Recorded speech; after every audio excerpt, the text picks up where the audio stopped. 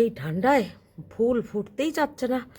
বাগানে দেখুন, বাগানে কটা খুঁজে খুঁজে দুটো জবা ফুল পেলাম, আর এই কটা গুলদাউদি তুললাম অবশেষে, আর এই কটা দুব্বো তুলসী। এখানে আমার বেল গাছও নেই। বেল গাছ লাগিয়েছি কতবার, কিন্তু একটাও বেল গাছ বাঁচে না, মরে যায়। তো দেখবো সামনেবার আবার ট্রাই করব লাগানোর। এবার খুঁজে খুঁজে এই কটাই ফুল পেয়েছি, এখন এই দিয়েই পুজো দেবো। শুভ সকাল বন্ধুরা, কেমন আছেন? আমি ভালো আছি। তো সকালবেলায় গুনগুনা গরম জল খাই আমি ডেলি। তো এই জলটা খেলে পারে পেটটা ভালো থাকে, আমার কাছে লাগে পেটটা ভালো থাকে, ওই জন্য আমি এটা খাই। এটা খেলে পারে দিনভর মানে ভালো মনে লাগে, আর কোনো অসুবিধা হয় না। তাই জন্য আমি সকালবেলায় এই গুনগুনা গরম জলটা খাই।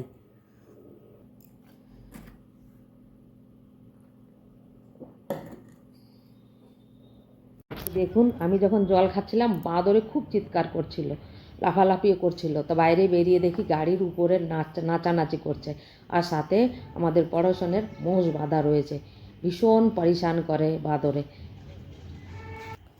এই দেখুন, আজকে আমাদের সবজি হবে পালং বেতো শাকের ঘন্ট। তো এখানে বেতো শাকগুলো দেখলে ঠিক পাবে। দেখো বেতো শাকগুলো কত চওড়া চওড়া পাতা, দেখো।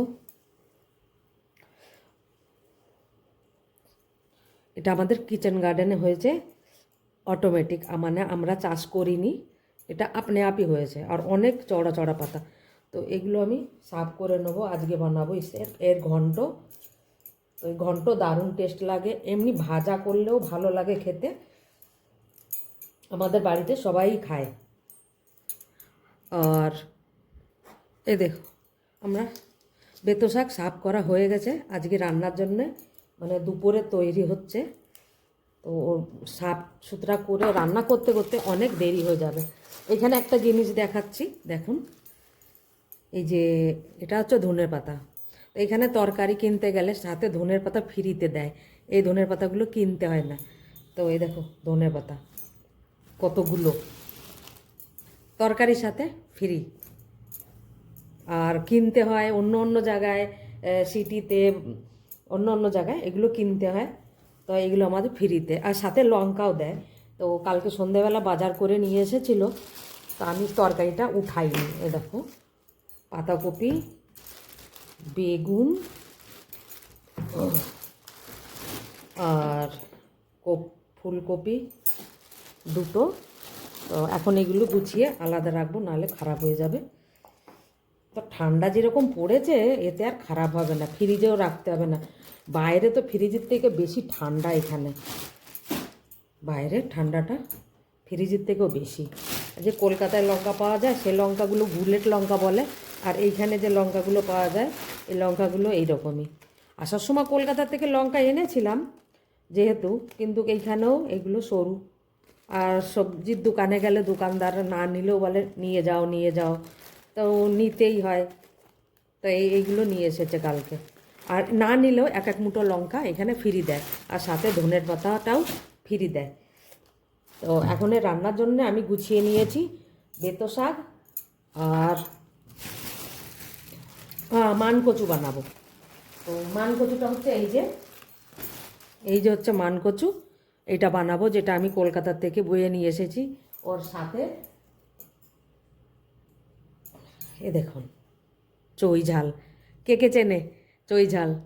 কমেন্ট করে জরুর বলবেন আমাকে যে আমি এটা চিনি। এ দেখুন চই ঝাল নিয়ে এসেছে ½ কিলো আসার সময়, আর এটা হচ্ছে মানকচু বেয়ে নিয়ে এসেছে খাওয়ার জন্য। এখানে আমরা যখন যাই কলকাতায়, হাতে সময় গোনা থাকে যে 6 দিন কিংবা 7 দিন, তার মধ্যে এদিক ওদিক ঘুরতে টুরতে আমাদের দিন বেরিয়ে, তা আমাদের আর খাওয়ার সময় থাকে না। আমরা কি খাবো, কি নেব, কি পরবো, আমরা এই খুঁজে বেড়াই আমি কি করব। 7 দিন, আর থেকে বেশি বেশি 10 দিন, এর বেশি আর থাকা হয় না। তা 10 দিনের মধ্যে ঘুরতে যাব, ঘুরতে গেলে তো আর খাওয়া হয় না। তা যে জিনিসটা খাওয়া হয় না আর এখানে পাওয়াই যায় না, তো ওই জিনিসগুলো অল্প অল্প করে কিছু বয়ে নিয়ে আসা হয়। কষ্ট তো হয়, কিন্তু খেতে ইচ্ছা করলে পারে বয়েও নিয়ে আসতে হয়। আর যেরকম দেখুন এখানে মুড়িও পাওয়া যায় না। তো এই দেখুন, আমার মুড়ি খেতে খুব ভালো লাগে, কিন্তু কি করব, মুড়িটাও আমরা নিয়ে আসি কলকাতার থেকে বয়ে। তো 4-5 প্যাকেট নিয়ে আসি, কিন্তু মুড়িটা বেশি দিন 4 প্যাকেট 5 প্যাকেট 1 মাসের বেশি আর যায় না। থাকলে পরে মনে হয় যেন দুটো খাই, চানাচুর দিয়ে মাখিয়ে টাকিয়ে। বাংলা চানাচুর তো এখানে পাওয়া যায় না, তবুও যে চানাচুর পাওয়া যায় ওইটা দিয়েই আমরা মাখিয়ে ঝালমুড়ি টুড়ি বানিয়ে নিই বাড়িতে, বেশ ভালোই লাগে। সেই জন্য টেনে নিয়ে আসা, এখানে পাওয়া যায় না এইসব জিনিসগুলো। তো অল্প কিছু করে আমরা বয়ে নিয়ে আসি, যদি পাওয়া যেত তাহলে মনে একটু খুশি হতো। তো আজকে এই পর্যন্তই, রান্নাবাড়ি আমি গুছাই। এই যে পান কচু বানাবো আজকে চই ঝাল দিয়ে, আর বেতর শাকের ঘন্ট বানাবো। তো বাড়িতে আমরা দুজন এখন, তো অল্প একটুকুনি বানালে পারে হয়ে যাবে। তা আপনাদের আমার এই ভিডিও কেমন লাগছে অবশ্যই কমেন্ট করে জানাবেন, আর ভালো লাগলে লাইক শেয়ার और सब्सक्राइब করবেন। ধন্যবাদ।